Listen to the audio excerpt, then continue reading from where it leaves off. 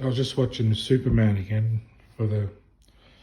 Don't know how many times I've seen Superman, but you can see there he's looking in that little pit where he finds the glass shard, the like a Kryptonian information sort of rod thing, and it's kind of like a. I'll zoom in a bit. It's kind of like just looks like that.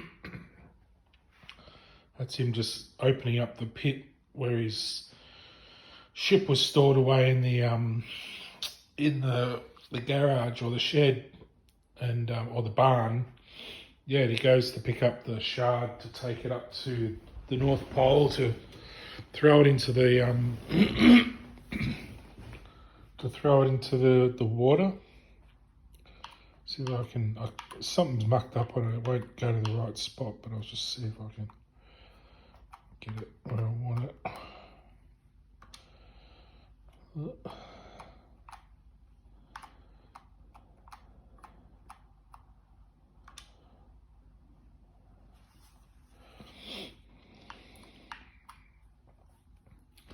Might have to go out for a minute. Hang on. Where can I sit this? Hang on. Sit that there. So you can just see what I'm doing. Yeah, I was just thinking about that comment I made earlier about the universe being like a glass sort of panel, like a glass, not a glass plane, but like a glass plane, you know, with two sides that sort of, you know, it's got the whole world inside of it, but it sort of stretches on forever and just emits like a radiation all around it that's not atomic, it's something else, you know. Like,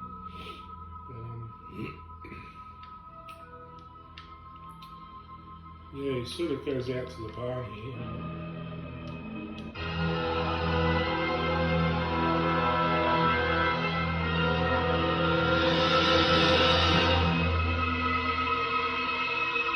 He holds up the rod. It's kind of like, I suppose that's kind of what the universe looks like, just that rod in its own sort of energy field. You know, it's kind of like that. I don't know how else to really explain the way the universe sort of looks to the observer on the outside of it, because there's no actual observer. There's nothing out there. It's just like that's all there is. It's not. There's nothing beyond it. It's just what it is. That's the existence. So yeah, it's a funny theory, I suppose. Some might think, well, why isn't it just a circle, or why isn't it? But it's sort of like just a flat, reflective sort of plane that goes on forever, like a flat plane, and the energy bends around and creates that sense that we're actually somewhere, but really we're sort of just this plane. That's all existence is, you know. If you understand the physics behind why that is, that's why we have dimensions and why we have the sense of gravity and all sorts of different feelings that we wouldn't have if we just lived in a cluster of gas, or we wouldn't have these things like gravity and direction, and it'd all just feel like a sort of a wash of sort of multi-directional sort of feeling lost or something, I suppose. Whereas a flat plane, it's more, gives you the feeling of being somewhere, you know. But yeah, I'll just skip ahead to this other bit. Oops. I don't know what I'm doing here. Hang on. Gone way too far back. There's the sauce bottle again. I'll just stick this here again. Oh, far out. I dropped it.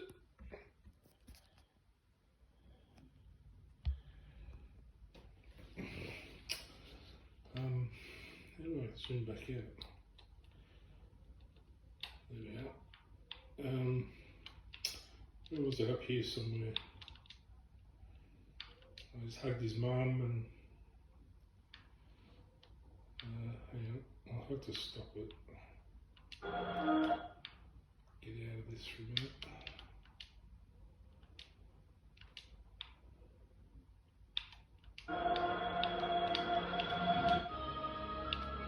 Here we go. Oops. Remembers.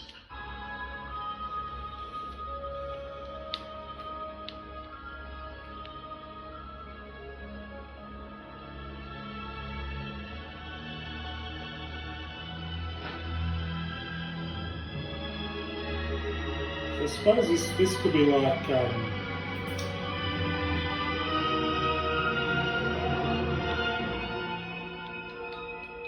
in the future, or not, yeah, or in the future, if you want to think that way. I suppose Krypton could be sort of a world to create universes or something, like miniature ones or something. These glass shards could be like miniature universes or something like that. And when you activate them, they sort of create a world or something. Yeah, I suppose it's sort of a future in that kind of science or something. And it's got this sort of world there, like a universe glowing in his hand, and he's it's about ready to bloom and ready to blossom. And he sort of throws it away and floats around. And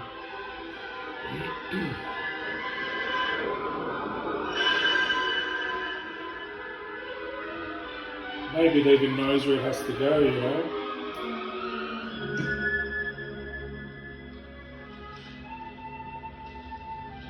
Activates it with his superpower or something, and yeah, anyway, you've seen the rest. I won't show you anymore. But yeah, the whole thing grows and whatever else.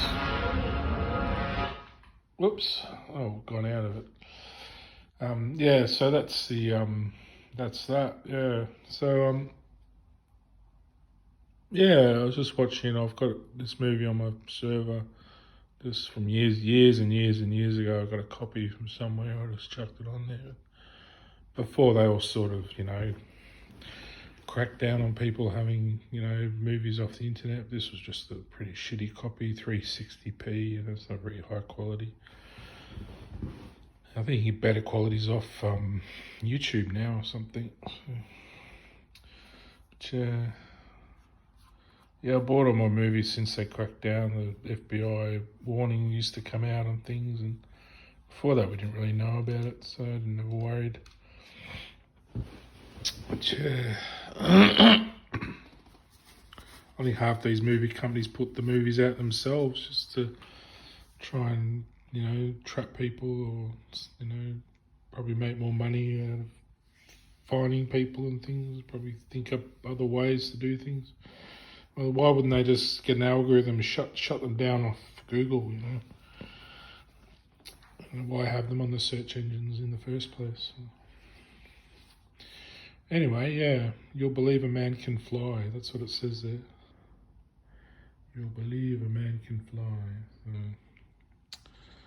yeah, I'm sort of just stuck on Superman again at the moment, just feeling good about it. So I just like to explore the concepts behind what Superman is. He's sort of the embodiment of the universe.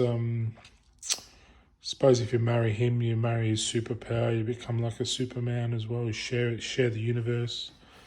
Otherwise, you're just more a servant, aren't you? Like a human type of servant, I guess, to Superman, who's kind of the Prince of Peace or the Prince of the World or whatever you want to call him. But yeah, without even really having a kingdom, he's just more a Prince of the Universe. Just has his own, can go anywhere, do anything. Just, you know. But yeah, I guess symbol of hope is just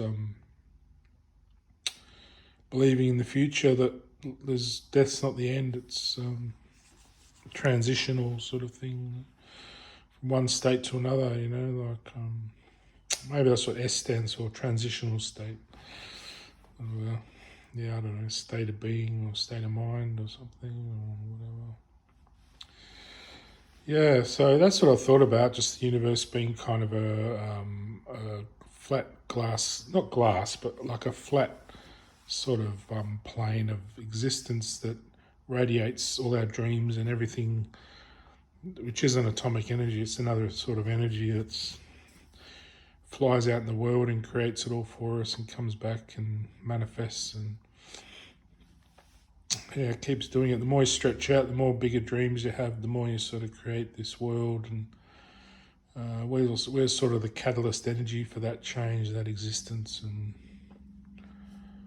it's just another idea to ponder for people, wondering what the universe might be. I think I've just come to rest on that idea. I thought of it quite a while back. I just thought, I'll just leave it at that, we're just in this little sort of indestructible sort of, like mass, whatever it is, some kind of thing, that just sort of all invents everything and it creates and explores and loves and cherishes. And I mean, maybe one day when the whole world's a lot different, the universe has changed or whatever, and it might even evolve or blossom into something else. I mean, who knows? I mean, that's just how I see it at the moment. Just this sort of multi-dimensional. I don't see it round. I see it just going off in one direction and the other direction, like that, like a flat plane forever, radiating sort of energy around and back again. Yeah, that's how it looks to me. I've sort of got that perspective. Anyway, food for thought. Anyway, you don't have to take it or leave it. Superman's foot. Got me boots on.